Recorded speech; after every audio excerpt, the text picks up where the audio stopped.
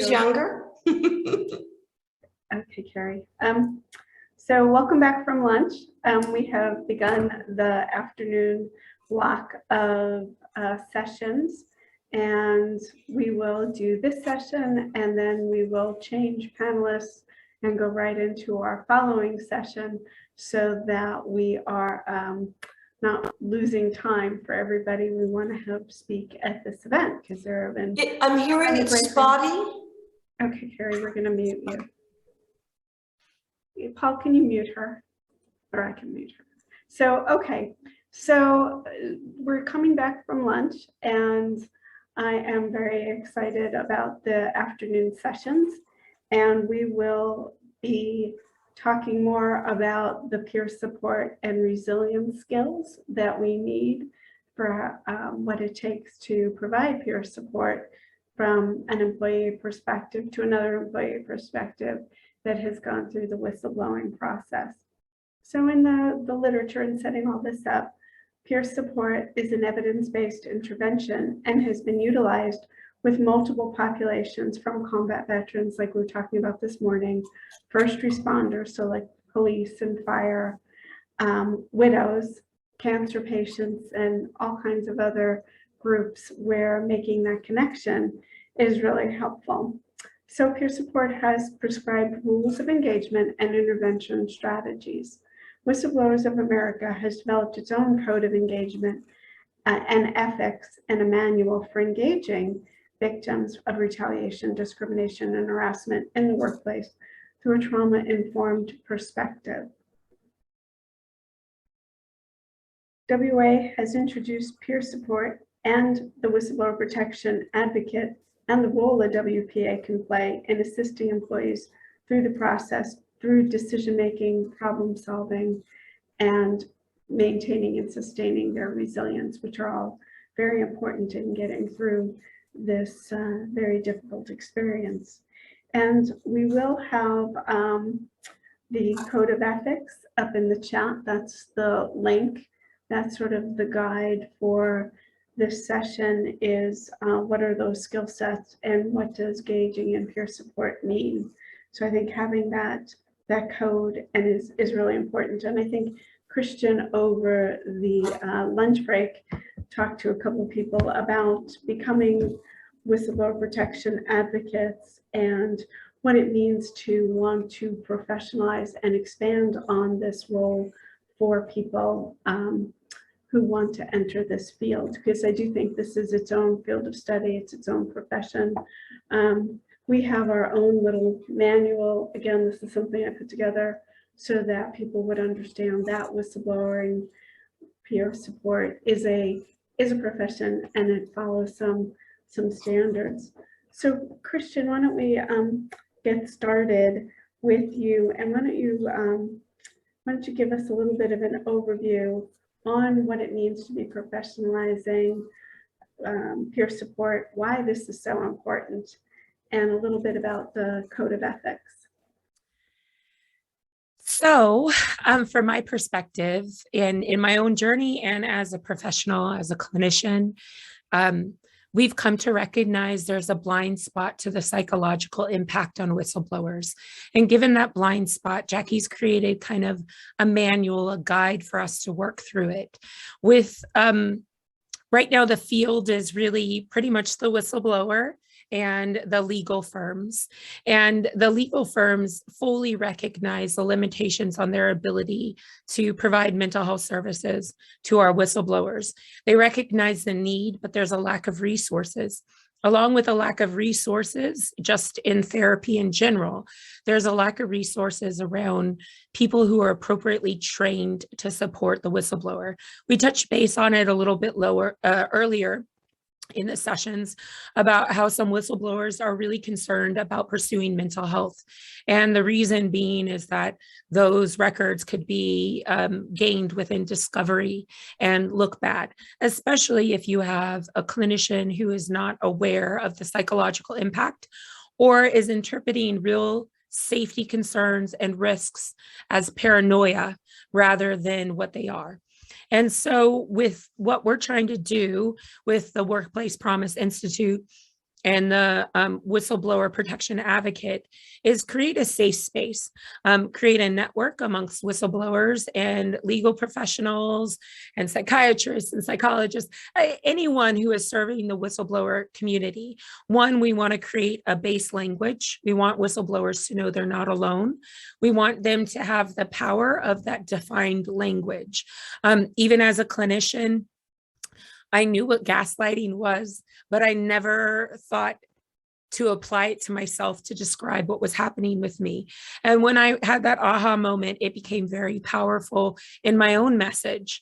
It can also be very powerful for attorneys who are explaining to a judge or to a jury the impact on whistleblowers. So with the Whistleblower Protection Advocate, we're hoping that it will provide a base knowledge for individuals to go out there. One, it's not going to be comprehensive, but it does provide a common language.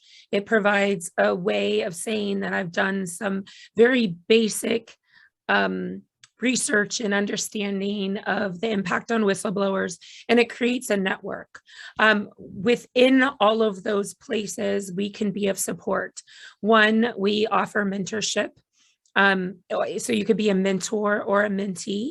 We're looking into providing support groups for the larger structure, and those support groups will either be targeted based on whistleblower professions or even a network for secondary trauma. We had talked about this a bit in the break, is that secondary trauma is well known amongst the social work community and therapists, but it's not common language for practitioners like lawyers or for whistleblowers themselves. So to understand the power of secondary trauma and the need for resources for clinicians or lawyers or workers within this profession is greatly needed. Our vision for the Workplace Promise accreditation is really not just individuals, but agencies. We're talking about government, nonprofits, any industry, so that they really have a commitment to protecting and listening to whistleblowers. Most whistleblowers are very focused on wanting to resolve the issue that they believe is impacting their constituent or clientele. And so it is in the betterment of the agency itself to embrace whistleblowers and make those fixes so that we're responsive to the community and protecting those that we're meant to protect. Something I always say is government is a public trust, but that trust should not just be given, it is earned. And we need to hold government and as well as individual agencies accountable when they violate that trust. So that's a very grand kind of overview of the protection program and the Workplace Promise Institute. The last piece that I'll tag on is that the intent of this conference is hopefully to expound, create a wider web, but also give us some real curriculum that's not just in writing, but someone can watch the video. For the Whistleblower Protection Advocate certification, you need 10 hours of education. And this will build upon our curriculum to offer those 10 hours and make sure it's like a core curriculum. I always refer back to college, like your back core, and then have 1 or 2 of the hours be elective based on your area of interest. So this conference not only serves the attendees, which I'm so pleased to see that we have attendees today, but from my perspective, if it was just Jackie and I and Gabby and Carrie talking, I would have been fine as well, because this creates a really great foundation for us to move forward. And I'm really excited about all the content that I've seen today and that I know is coming up on the schedule. So yeah, I hope I answered your question, Jackie. If I missed something, let me know. No, I appreciate that. That was a well thought out answer. So before we start to really drill into some of the individual skills and techniques of whistleblowing, I was going to ask Gabby to kind of share a little bit about her experience and what she has found to be an effective tool for providing peer support. So for me, the most important thing is to start out with a rapport with the individual that I'm working with. And I like to, because I was in the military, and a lot of times there are ex-military people, I'll try to find that, or where are you from? What are your interests? And just try to pick up on those little things within like the first couple minutes so that we have a common baseline. And then from there, I make sure I'm never judgmental, because it's not up to me to decide who or how whatever this person is experiencing has occurred. Okay, so, and Carrie, can you then talk a little bit about some of the skill sets more specifically? Like, how do you remain non-judgmental, and how do you reflect back what you're hearing? How do you build rapport? You're muted. I think it's pretty easy. You listen. You know, they say, God made us with 2 ears and 1 mouth. You implement that. You listen to what someone is saying, and you realize that's their experience. And you celebrate them for being strong enough and willing enough to speak out. My experience are quite simply, too often, people remind me of what I used to do. Dump. You tell everybody everything that's ever gone on in your world. And I let them dump. Because once that's out, then we can simplify it down into a nut as to what's really, really important to them. The most important thing is to be a good listener. We tell our kiddos and our grandkiddos, be a good listener. And we have to remember as adults to be a good listener. It may not be our cup of tea, our area of knowledge, but we understand heart.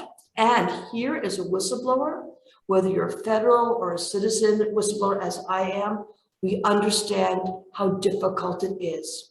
And my experience when I found the whistleblower community, it was like after 10 years of being asked to be a whistleblower by the SEC, I found family. We are family. As hokey as that sounds, we are family. We get it. No, I appreciate that. I think that sense of community that happens for whistleblowers is what's so important in being able to bridge this difficult time. So when so Christian, when we've talked about building rapport and establishing trust, how do you do that in a virtual environment? Most of what we do, we don't get to sit and look at somebody in the eye like we normally do. Well, I think we've all kind of had a new experience with this online world, given the pandemic. And so we've all had to develop some new skill sets. I think that listening is amazing, but really providing a platform for them to speak about what they know. We have often found that whistleblowers who reach out are deeper into their career, are very knowledgeable about their subset of information, but really feel lost when it comes to whistleblowing because it's not their area of expertise. And so providing areas of comfort, like you are not alone, and that there is a community and there are words to describe these feelings that you're experiencing. Those can be very empowering along with a support network. So listening is key, and then following that listening up with resources so they feel like they're heard, but they also have an action plan in front of them. And also, I think giving an out. Whistleblowing can be very hard. It can be a very long journey. And so letting people know that if this isn't the right journey for them, it is okay. It's acceptable. Sometimes we all have to do we have to preserve that saying, if you don't have enough in your cup, right, to share. So giving the person their full options and explaining as you go deeper into the whistleblower journey that it takes a very long time. And so being informed is part of this. Like I said earlier, knowing the punch is coming doesn't hurt less, but it can help you plan. And so if someone's at the beginning of their journey, talking about their finances, talking about their support network, talking about whatever their safety concerns are, so they can plan appropriately for that. For me, I had safety concerns around my family. And so when I originally reached out to Jackie, We talked through what my concerns were and what steps I had taken to protect my family. But each whistleblower's journey is a bit different. And one thing that we like to talk about is cultural competence, right? And I heard this great piece the other day is that cultural competence is actually also about practicing cultural humility, knowing that we don't know everything. And that goes for the whistleblower community as well. So just because we're a whistleblower, we do not automatically know someone else's journey. Just because we practice in this field doesn't mean we know their story. And so we have to be open to the fact that their journey doesn't look like ours. And so the same problem solving or the resolutions we did for ourselves might not work for someone else. Yeah, so that reminds me of what Gabby said earlier about, her background is military. So I think I try to make a concerted effort of matching people to experience. And so Christian, I've called on you when somebody has a child welfare issue or school, anything to do with children, I've kind of sent your way. Do you think that helps to try to find as much commonality? I think the commonality is extremely helpful because of the fact that when you're in a particular system and you're the expert in that system, you happen to know the trigger terms. And if you're an outside person, you can help, but sometimes you might not realize that the terminology you're asking about is incorrect. So often in my journey, I found people asking a question and my response had to be, did you mean to ask X, Y, and Z? Because the slight change in terminology changed the answer completely from a no to a yes. So having that common thread of knowledge is really helpful. It's not make or break, because I think that, this community can be helpful to each other and resources outside of your expertise and knowledge. But it's also nice to know somebody has similar experiences in your field of practice.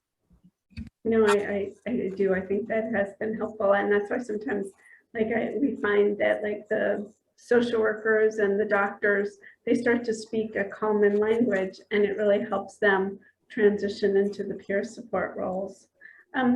So I was thinking about one of the things the attorney said earlier about having a strategy, come to us with a plan. So Carrie, when you work with whistleblowers and the different sort of ins and outs of the different agencies and the places they have to go, how do you help them set goals and make plans? Experience taught me pencil, paper, rule, make notes, even if you make them on note cards, but write everything down, because those ideas that you want to talk about or situations that have happened just flip through your mind and then they're gone. The best plan is to really start with understanding you don't know what you've stepped into, and you're really not going to know until it's too late what you've stepped into. You don't know who's on the other side. I've learned the hard way, temperance with what you say, temperance with who you trust. And I also learned to tell people pick an avatar. Everybody knows the little fearless girl down from Wall Street, like that. Well, be fearless. Pick someone like that you can switch minds for a second so it's less personal on you. But in terms of approach, you don't know who you're talking to. I spoke to many, many, many lawyers before I realized the difference between a federal lawyer and someone who would take on a non-federal employee. But I learned that I was giving them more information than I should have given, that they were able to use on other matters, which then became yet another way of feeling less about myself. The goal is to try to maintain your self-esteem. Well, Jackie and I have talked about this. If you asked anybody on the street what we are, we're snitches. I go, hell no, we're heroes. You're a hero. You have a moral ethics that don't lose sight of or don't lose power of. You are special. You're going to have attacks on yourself. You're going to have attacks on your family. Most important thing is, if they're on the other side of you, they're not for you. Be for yourself. Find whatever it is to hold you together, because there's going to be good days. There's going to be really not so good days. There's going to be days you're going to say, like, why did I even open my mouth? Maybe I'll walk away. And to each and every whistleblower, it's individual as to whether they stay in it or whether they walk away from it. But the most important thing is to trust your intuition. And if anybody ever says to you, don't trust your intuition, that's my grandmother figure going like that. If anybody ever says, don't trust your intuition, walk away. Because that's the one God-given gift that you have. And that's the reason why you spoke up, because you have a high moral fiber and ethics, and you're special. Don't lose special. No, I think that's very good advice. You know, it reminds me when, because people have said to me, oh, I'm your friend, here's my advice. And I've always thought, well, my friends don't need to tell me they're my friends. You know, your friends don't need to tell you who you are, what you need to be. They are there and they walk with you. And I see that as being a very important part of what peer support is. It's knowing how to walk with somebody in a purposeful, driven relationship. So, and Gabby and I have talked about this. This is one of my favorite words. She's already laughing because she knows what it's going to be. Boundaries. One more thing, Jackie. Just because someone sits in a seat of authority doesn't mean that they have their best interest for you. Don't think that they're more important than you. Correct. So Gabby, as I was saying, when we think about these as purposeful relationships, how do you draw those boundaries? How do you keep it professional? How do you not make this more about you, more about them? You know, how do you do that? So I think beyond the professional skills, when I'm dealing with somebody that I'm advocating for, regardless of what situation they're in, I'm very empathetic. So I start to feel their pain. And then that makes me a little crazy because I'm holding on to their stuff. So finding that boundary where I can be empathetic. And so that's where the active listening comes in. So that if somebody says something to me, I kind of repeat back so that they know that I'm listening and I'm paying attention. And, you know, I'll write down notes and I'll write the little things that they talk about. And hopefully I'm able to keep that boundary. So far, so good, but it's difficult because I'm just a big sponge and I suck in everybody's feelings, and it's a win-lose occasionally. Yeah, so sometimes this doesn't always go according to plan, right? Just like some Right. of the lawyers were saying, we don't always get the best possible outcome in our case. But I think it's Right. sort of sticking to the model and sticking to your guns, because I've had people who have gotten mad at me and, no, you don't understand. And I'm like, well, you know, maybe I don't understand your particular situation the way you want me to. I'm just trying to guide you in what I know and I've seen and, you know, works for other people. You have to, I think, really do your best, but then know that when this is no longer feeling reciprocal, when this is feeling like it's more stress than it's worth, that you're not making that connection, and it may be time to redirect or make a referral back to somebody else.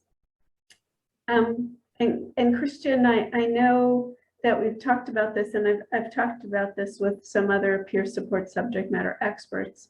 When do you know that it's time to refer or get a clinician, a lawyer? Like, what are some of the key things you think you hear when you're talking to people that makes you realize it's time to move them, or they need more help than you can give them?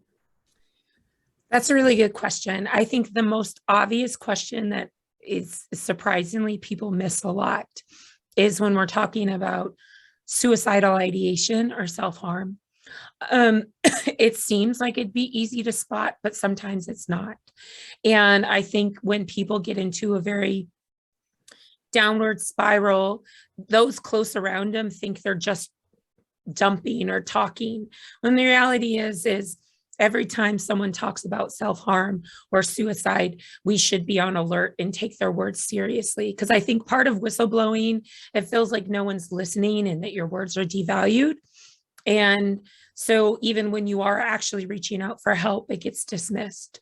So the biggest word of advice I'd give for people is to always believe what someone tells you, even if they're saying it flippantly.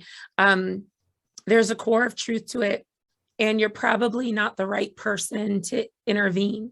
Even as clinicians, when we're talking about personal relationships, we have to refer out, because the reality is that we're too close. We have a personal relationship. And so when people talk about suicide or self-harm, there is different levels of intervention. Anytime they speak about it, you should probably say, we really need to bring a clinician into this discussion. Let me give you some referrals. But if there is an action plan of any type, well, I've thought about jumping out, or I'm going to just drive off a cliff, that's really an insight of a need for immediate assistance. And so often, and actually something that I think we'll probably embed into our mentor training in the future, is some of these triggers, but also making sure that when you are introduced to a mentee, that you actually know their physical location in case you need to call for help. A lot of our mentors or mentees and mentors are all over the world, primarily in the US, but as we're growing, it's getting bigger. And so we have to be extremely mindful that you can't just walk across the street and assist them. We're talking about in a virtual environment. So for suicidal or homicidal or self-harm, we want that immediate intervention. When it comes down to people explaining depression or anxiety or trauma, it's best to let them talk to you because they feel like there's in a safe space, but also know your limits by saying, I need to be able to get you some support. Will you allow me to do that? You know, I might not be the right person to disclose all of this history with, because it's very intimate and we don't have confidentiality covering our discussion. I'm just a mentor. So can I help you find resources? So I think there's a bit of a piece of that, which will also, this event as well is something that we would like to use as polling from the community resources. So any attendees that have resources that would be of assistance to us, we're going to be compiling a resource list. So I think as well, we're going to be attempting to create like Tom Devine from GAP was saying, a preferred lawyer list, but for us, more of a preferred clinical list, meaning therapists that we know and trust in the community are doing good work on behalf of whistleblowers. And since this is a new field, it's going to take a while to kind of grow. But the hope is in the meantime that our mentors understand their boundaries. We expect them to be mandated reporters. So just because you're a whistleblower doesn't mean you can't do things wrong. And if you lose your cool one day and you harm someone around you, we need to make sure other people around you are safe as well as you are safe.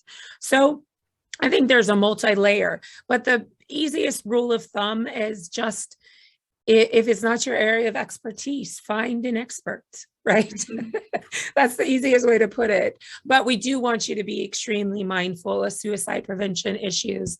And I know that's a passion of Jackie's, which we'll be talking about in later sessions, kind of what caused her to create this whole thing. Yeah, so I appreciate you sort of going right into that. That's one of the biggest things we have to be mindful of is the harm to self and others when we're working in the peer support realm. One of the things I did is I put the 800-273-8255, the National Suicide Prevention Lifeline phone number, in the chat.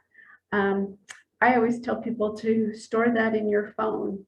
It is, you just never know where you might be, who you might be with, where somebody is going to bring up some suicidal ideation and really sound like this could be, you know, that anything could be their last straw. So it's always good to be able to, and if you can, and if you're on the phone with somebody, you can dial it in, conference call the number, and just get that professional help and backup right on the phone. And the Lifeline is a 24/7 resource, so that you can always feel like there's somebody backing you up and providing additional support when you feel like you might really be stuck in with a mentee who is just really not doing well.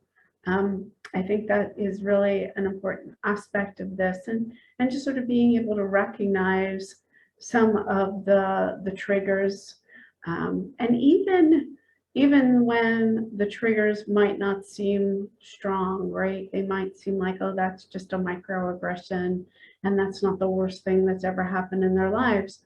But it could be that the straw that has broken the camel's back, as they say, and is the tipping point for somebody to really feel like they need to get more help than maybe you're capable, or the skill sets and the code of ethics for peer support to do. So I appreciate Christian really diving deep into that a little bit more, and I'm happy to talk more about that and address more about that.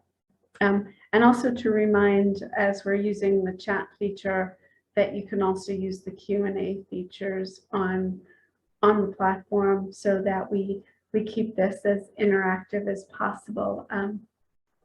That's truly, I think the real nature of peer support is that we keep things as interactive, and that we find mutual ways of helping each other get through their cases. So we started to talk about suicide prevention, and the being able to recognize the risk factors for suicide. I also want us to talk about what it takes to be resilient. So Gabby and I have talked about this a little bit as well. So what are some of the factors that we think are resilience making, as opposed to the things that really make people feel suicidal? Well, I think one of the most important parts about being resilient is to be mindful of your health and your well-being, taking time to meditate, surrounding yourself with positive things. Because a lot of the people, by the time they speak to us, they have really been through sometimes a couple of years of trauma. And so the psychosocial aspects of that can impact their physical well-being. And so if we help them to be mindful of what they're doing, how they're eating, how they're interacting, how their relationships are, and that kind of emotional stuff, not that we can do anything about that, but to say, hey, maybe you would think about this as something that could help you. And besides that, there is the family that surrounds you. Some families are blood related, some are not, but you have to be with people who are going to bring positive thoughts and that will be supportive and don't challenge all the things that you're feeling. And that's what we have to do, is we can't be challenging people's motives or any of that. We have to accept the people the way they come to us, and then find the way through to help them achieve their goals. No, I agree. And so, Carrie, I'm going to ask you to talk a little bit about some of that as well. What do you see as ways of, when you're making, and you were talking earlier about setting goals, what do you see as a way to help people sort of problem solve, make those decisions in a healthy way? And then what do you do when you see them not being healthy? I find that baby steps are key. Can't solve everything in a day. Can't solve it if you're a whistleblower in 10 years. I'm on to 12 years now, but I've done things. You may not hear of what you've accomplished. Word will get back to you. Celebrate those accomplishments. What's also important is structure. It can be as simple as my daily walk at 5 o'clock to Starbucks down at 23rd Street. I take a book, I read for 15 minutes, and then I walk back home. But that is structure. Stay away from comfort foods, as I've learned the hard way. Those are so easy to feel great momentarily. It's hard to get it off. And the last thing you need is to build failure upon what you walk around with is a sense of failure, because you're not seeing results from the people you brought dynamite, real information that's beneficial to a greater good. You don't see them doing things, or you see them doing things that you don't understand and realize that they're actually for the people that you were complaining about.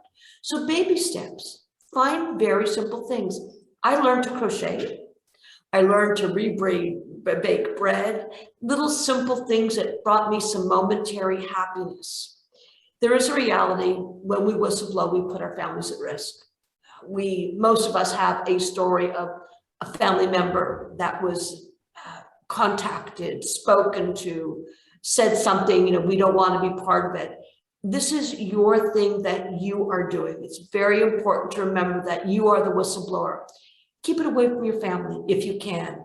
And realize again, you've taken on some really bad people. Never lose sight of that. You've taken on very, very bad people. And sometimes they will stop at nothing to get you to be quiet. They will put out social postings about you. And I said to someone once, you know what, back when I lived in LA, I actually got a DA who came to me about a matter someone called me in to advise on, a man that had been an issue with a deadbeat dad, that he wasn't really a deadbeat dad. And I was asked to help out on this. And I found a cold call in news contact. And I said, here's a story. I had it laid out. Very important. Keep your documents in order and early on build a system. I learned that the hard way. And I said to the guy, the DA, here's the information.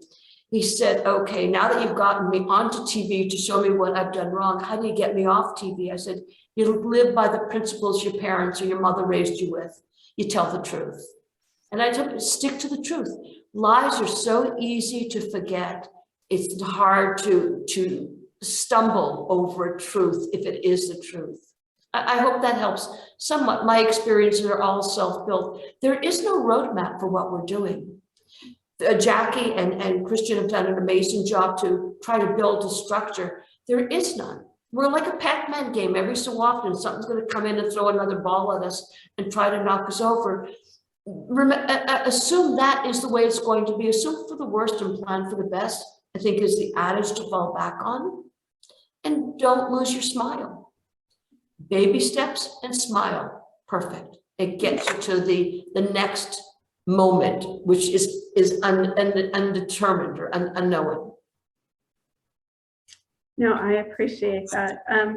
So I think that those are some really good aspects of what peer support is and how we make this work. And I think that some of the different scenarios and things that we've seen over time have really helped us shape how we move forward with building rapport, building trust. And I've had people tell me, I don't really want to tell you everything yet. And I'm like, okay, well, that's fine. Tell me what you feel like is the most important thing for you to work on right now, because telling me everything feels too scary. And I don't necessarily need them to tell me everything, because we don't adjudicate their cases. We are there to help them support and get through to their cases, and then be able to sort of sustain and maintain over the long term.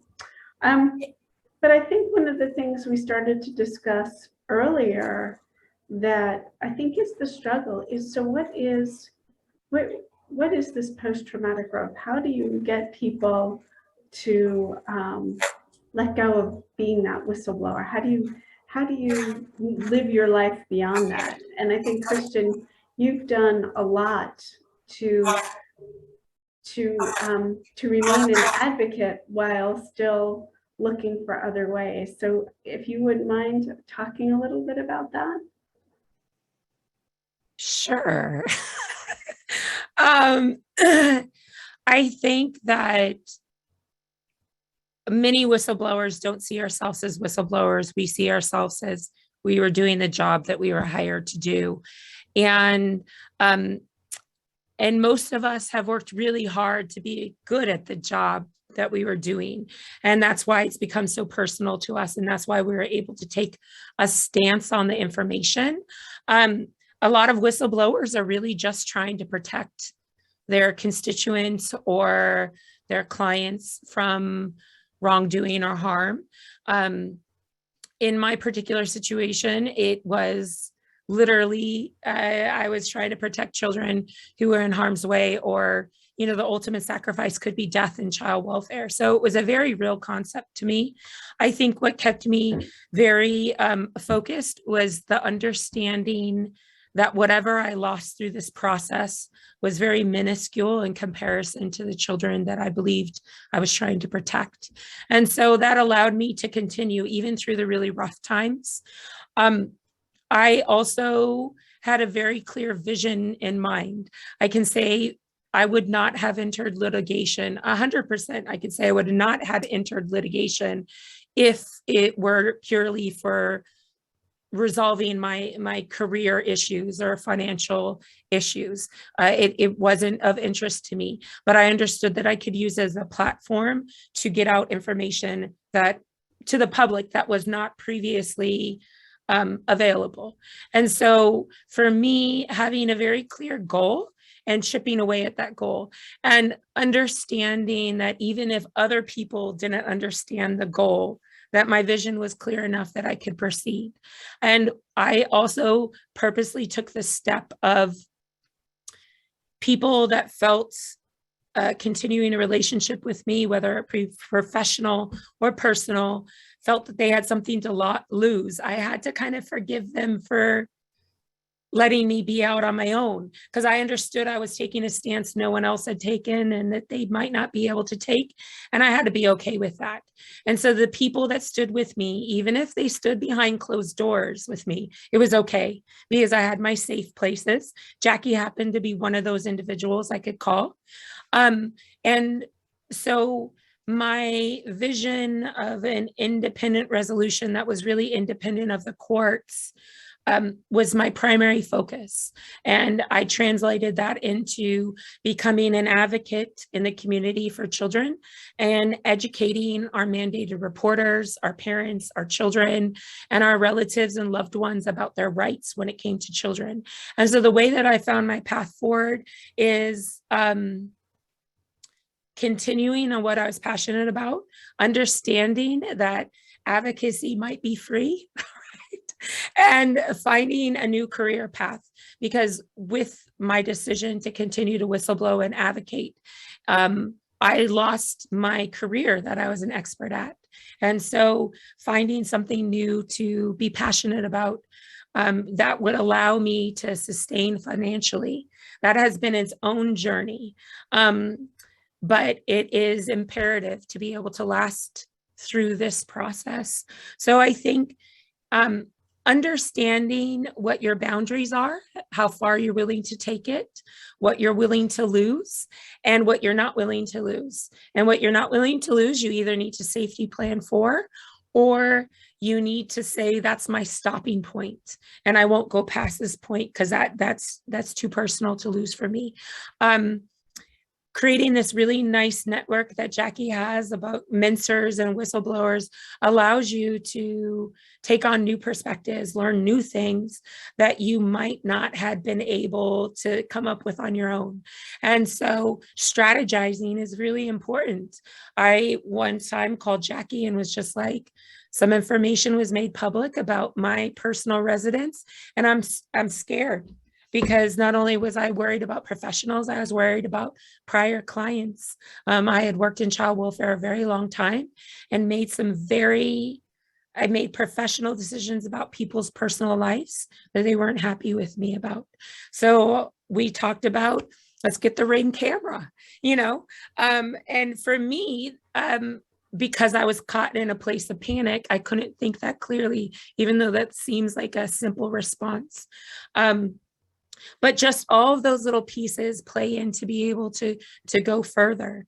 And I think finding an arena. So for me, it's been, okay, my area of expertise is not available to me right now for pain aspect. I'll continue my advocacy work, but let me work with whistleblowers. Let me work with perinatal, postpartum issues. Let me find a new area that I can feel successful in.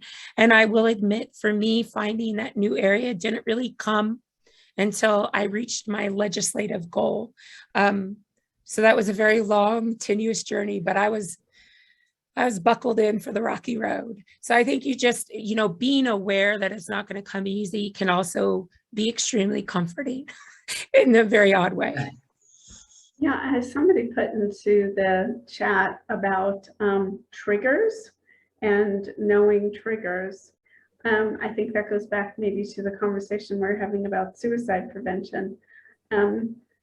Christian, how do we identify, like, how do you know when you feel like somebody's been triggered? And what are some of the things you can do to help soothe when you feel like you're dealing with somebody who's been triggered? So dealing in child welfare, I've had a long history of experience with dealing with individuals and de-escalating. Usually triggers, you can easily identify someone's trigger when they escalate really quickly and you don't know why. It doesn't seem attached to the content of the conversation, or it's very irrational. And as my mother would say, you don't need to make sense of something irrational because you'll never be able to figure out how they got there. So for de-escalation, something I've used in my career consistently is humor. If you can get someone to laugh, then they cannot get back to that same place of anger because they did not get there rationally to begin with. The second one is distraction. If you can distract somebody long enough that they have a moment of breath, then they can't get back to that place of anger. The other ones are reassurance, just very calmly. So if they raise their voice, you lower your voice so that they have to actually lower their environment and themselves to be able to hear you, especially when they really want to hear you. So I know I have a sore throat today, so I can't talk in a whisper, but I would systematically lower my voice in order to get someone to calm down, or just repetitive talking or reassuring messages. Just take a deep breath where you're not alone. I'm here. Let's talk through it. Even if you don't think they're processing it, it will be subconsciously processed. And usually you can help someone de-escalate. What I've seen, especially when someone's very irrationally mad and none of the techniques work, it's okay to say, if we're unable to lower the volume of this conversation, I can call you back in like 30 minutes, right? So it's okay to disconnect, especially if it's becoming very aggressive towards you as a person. But what you have to remember when you're playing a mentor position or your supporter is that you have to remember, I'm attempting to be the professional in this discussion. I'm not entitled to my personal feelings. So I'm going to set down everything that they're saying about me. And if I have personal feelings about something they said about me, I need to save it for my glass of wine later in the evening. So being able to differentiate you as a person from them, because what can happen is if you're not prepared to do that, you both will start cycling and it can escalate to being extremely confrontational, and we do not want that. Right. Yeah, so I think that goes back to what we were talking about a little bit earlier about boundaries is, we do this as volunteers, and even as professionals, no one has a right to violate your safe space, to be abusive to you.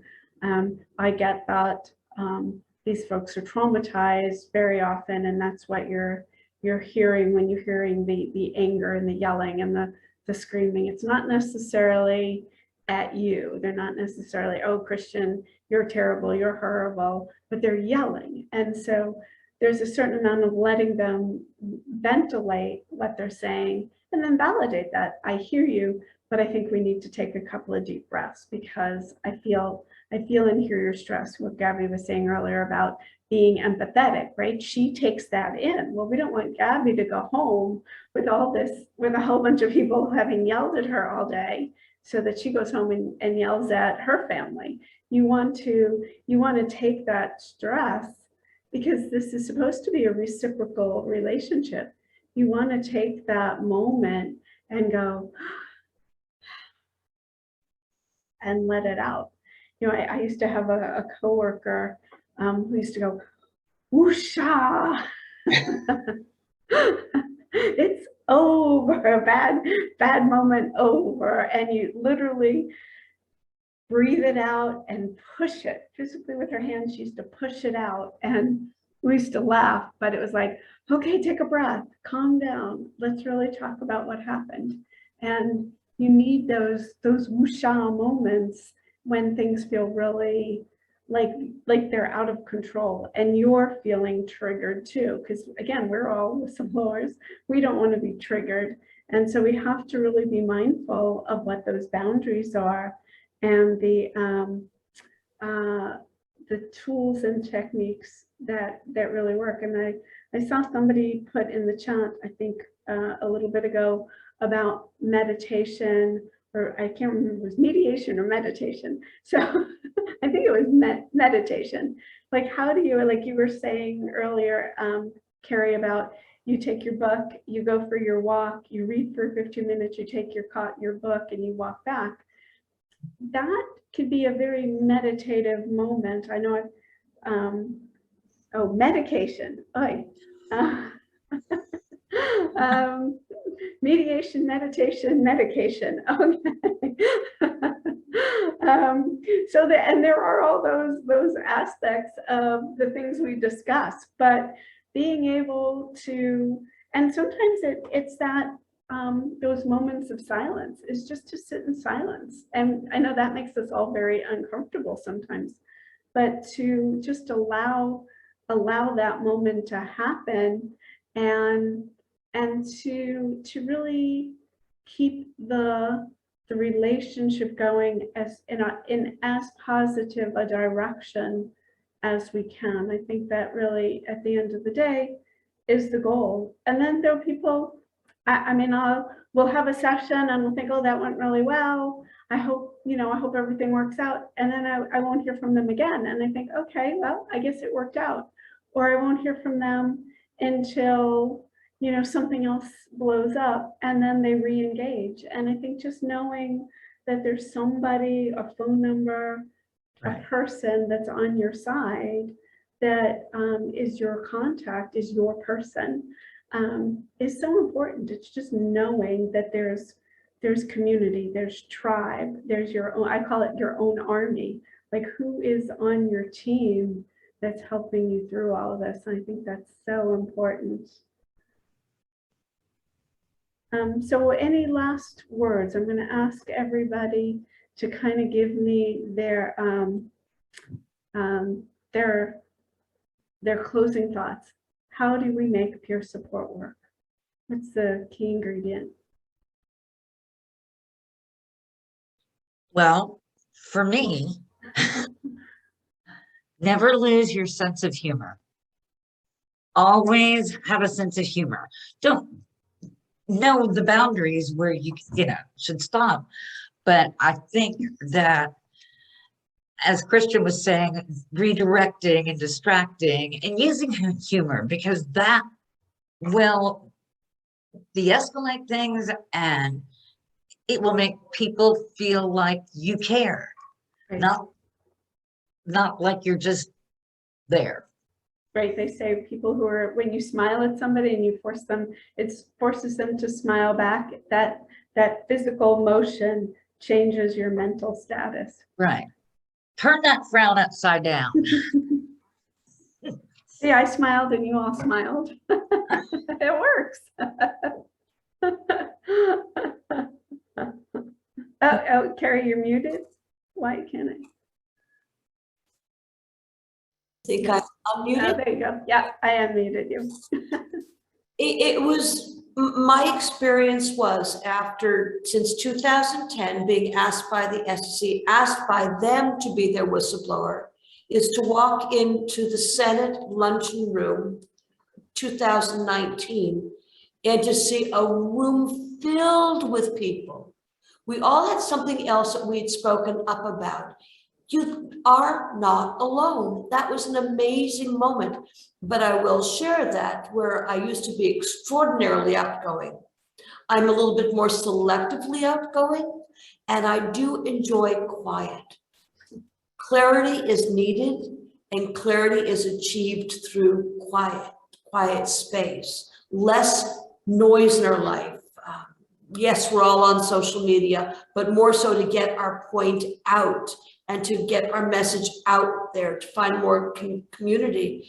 But it's okay just to turn off and shut down and be you.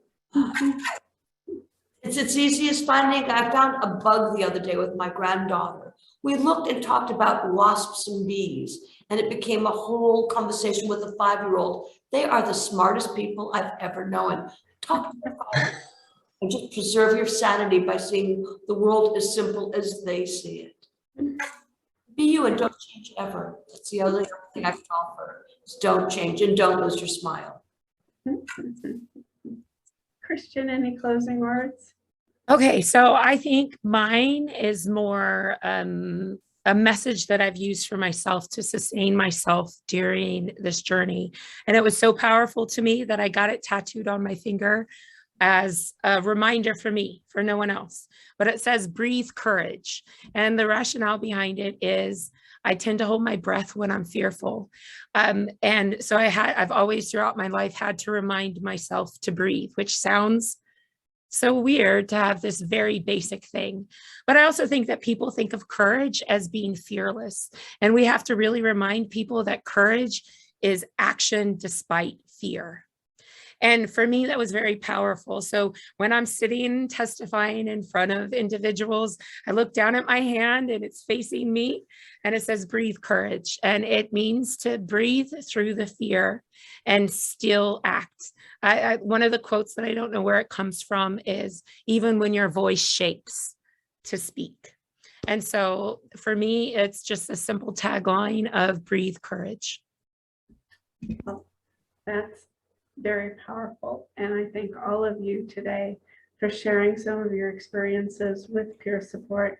We'll talk more about resilience and some of these techniques later.